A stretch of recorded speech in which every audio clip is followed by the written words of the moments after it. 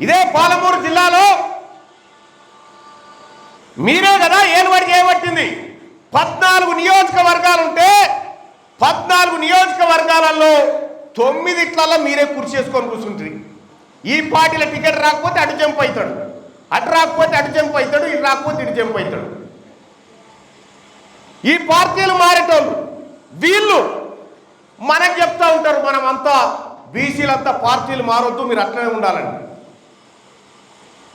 నేను చెప్తా ఉన్నా, బీసీ ప్రజాప్రతినిధులారా, ఎక్కడ అవకాశం ఉన్న వెళ్ళిపోతూనే ఉండాలి,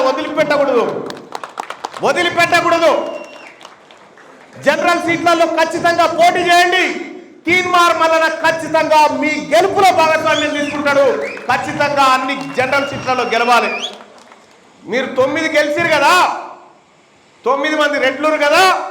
ఇదే పాలమూరు నుంచి చెప్తా ఉన్నా, 2028లో ఒక్కడి గెలిచి చూపెట్టరు. మీరు ఇక చూద్దాం, ఒక్కడి గెలిచి చూపెట్టరు ఈ పాలమూరు నుంచి. ఈ 14 నియోజకవర్గాల్లో ఎస్సీ ఎస్టీ 2 పోతాయి. అచ్చంపేట, అలంపూర్ ఈ 2 పోతే ఇక 12 మిగులుతాయి.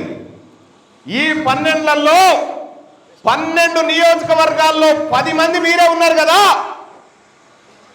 మీరు కాపాడుకోరు. దాన్ని చూద్దాం.